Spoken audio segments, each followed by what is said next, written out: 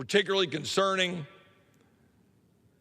is the threat posed by Islamists who are spreading Sharia law into Texas, who are advancing throughout the country, and who have a stated goal of undermining American life, not assimilating into it.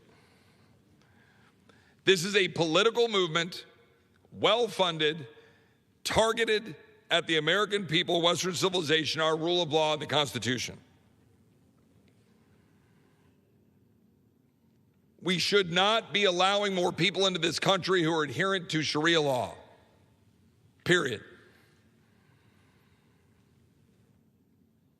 The Muslim Brotherhood's own motto is, Allah is our objective, the Prophet is our leader, the Quran is our law, jihad is our way, dying in the way of Allah is our highest hope.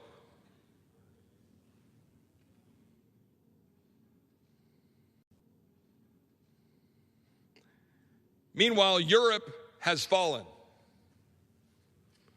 London, Paris, mere shells of their former strong self. You watch veterans who fought to defend the United Kingdom in World War II, those still alive tear up and cry, wondering what it was they fought for.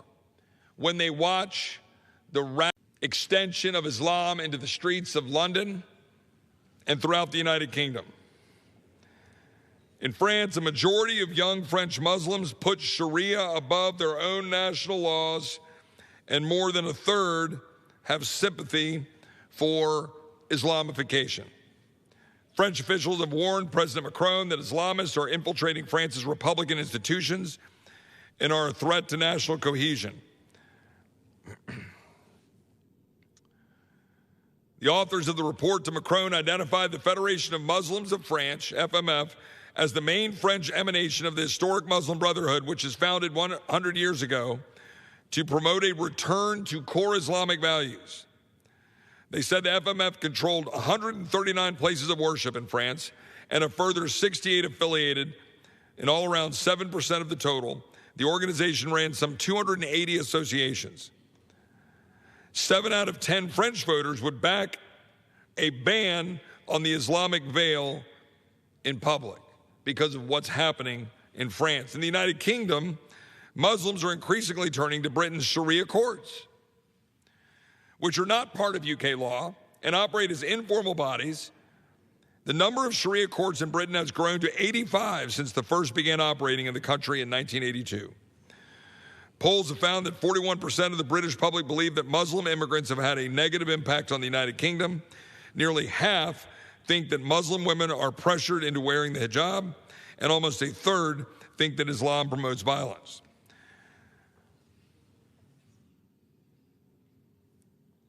Parallel legal systems are not keys to a thriving society.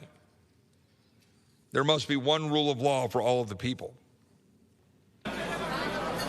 All the way back in 1991, a lot of people won't know this, the Muslim Brotherhood issued a memorandum about North America, detailing a plan for, quote, the enablement of Islam in North America, establishing an effective and stable Islamic movement led by the Muslim Brotherhood, which adopts Muslims' causes domestically and globally and works to expand the observant Muslim base. It was a coordinated and specific effort to advance Islam into the United States.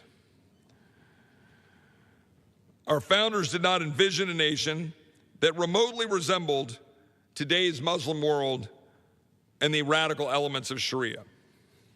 America was founded as a nation grounded in a distinctly Judeo-Christian history and understanding of human nature. It was the United States, it was Great Britain, that led the ending of slavery.